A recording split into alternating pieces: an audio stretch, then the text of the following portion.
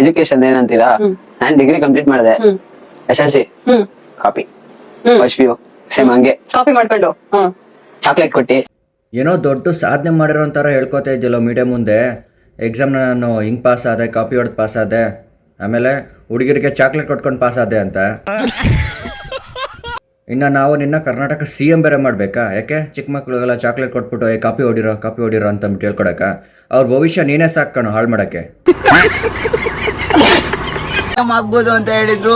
ನಾನ್ CM ಆದ್ರೆ ಏನ್ ಮಾಡೋಣ ಅನ್ಕೊಂಡಿದೀನಿ ಗೊತ್ತಾ, ನಮ್ಮ ಕನ್ನಡಿಗರಿಗೆ ಚಾಕ್ಲೇಟ್ ಕೊಟ್ಟಿ ಈ ತರ ಹುಡುಗಿಗ ಪಾಸ್ ಆದೆ. ಎಜುಕೇಶನ್ ಪ್ರೊಸೆಸ್ ಹೆಂಗ್ ವರ್ಕ್ ಆಗುತ್ತೆ ಅನ್ನೋದೇ ಗೊತ್ತಿಲ್ಲ ಅವನಿಗೆ. ಅಂಥದ್ರಲ್ಲಿ ಅವನು ಹೋಗಿ ಇಂಟರ್ವ್ಯೂ ಮಾಡ್ತಾ ಇದ್ದೀರಾ? ಫಸ್ಟು ಡಿಗ್ರಿ ಅಂತಾನೆ, ಆಮೇಲೆ ನೋಡ್ರೆ ಸೆಕೆಂಡ್ PUC ಅಂತಾನೆ, ಆಮೇಲೆ ನೋಡ್ರೆ 10th ಅಂತಾನೆ. ಇವ್ನು ಈ ತರ ಅನ್ಕೊಂಬಿಟ್ಟಾನೆ ಉಲ್ಟಾ. ಇವಾಗ ನನ್ಗೆ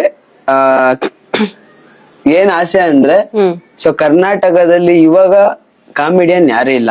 ಏನು ಕಾಮಿಡಿ ಸ್ಟಾರ್ಸ್ ಇಲ್ವಾ? ಯಾಕೋ ಸುಳ್ಬಗೊಳ್ತೀಯ ಮೀಡಿಯಾ ಮುಂದೆ? ಎಷ್ಟೊಂದು ಮಹಾನ್ ಕಲಾವಿದರು ಇದಾರಲ್ಲೋ. ಕರ್ನಾಟಕದಲ್ಲಿ ಕನ್ನಡ ಚಿತ್ರಮಂದಿರದಲ್ಲಿ ಒಂದು ಬೆಸ್ಟ್ ಕಾಮಿಡಿಯನ್ ಆಗ್ಬೇಕು ಅಂತ ಒಂದು ಆಸೆ.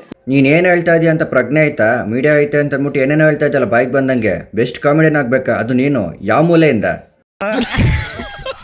ಇನ್ನೊಂದು ಹೇಳ, ಕಮಿಡಿಯನ್ಗೂ ಕಾಮಿಡಿ ಪೀಸ್ಗೂ ತುಂಬ ವ್ಯತ್ಯಾಸ ಇದೆ. ಫಸ್ಟ್ ಅದನ್ನ ಅರ್ಥ ಮಾಡ್ಕೊಂಡು ಮಾತಾಡು, ಆಯ್ತಾ?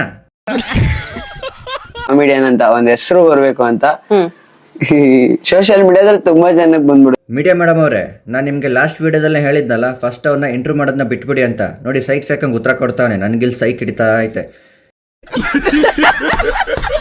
ಇಂಟರ್ವ್ಯೂ ಮಾಡಿ ಬೇಡ ಅಂತ ಹೇಳ್ತಿಲ್ಲ, ಅದು ಪಬ್ಲಿಕ್ಗೆ ಅನಿಸ್ಬೇಕು, ಓ ಪರವಾಗಿಲ್ಲಪ್ಪ ಮೀಡಿಯಾದವರು ಒಳ್ಳೆ ವ್ಯಕ್ತಿನೇ ಇಂಟರ್ವ್ಯೂ ಮಾಡ್ತಾ ಇದ್ದಾರೆ ಅಂತ. ಅಂಥದ್ರಲ್ಲಿ ನೀವು ಇವನ್ನ ಕರ್ಕೊಂಬಂದು ಇಂಟರ್ವ್ಯೂ ಮಾಡ್ತಾ ಇದ್ರೆ ಜನ ಮೊಕ್ ಹೋಗಿತಾ ಇದ್ದಾರೆ ಆಲ್ರೆಡಿ. ತುಬುಕ್ ಅಂತ ಹೋಗಿದ್ರು ಅವನ್ನೇ ಇಂಟರ್ವ್ಯೂ ಮಾಡ್ತಾ ಇದ್ರಲ್ಲ ಕುತ್ಕೊಂಡು.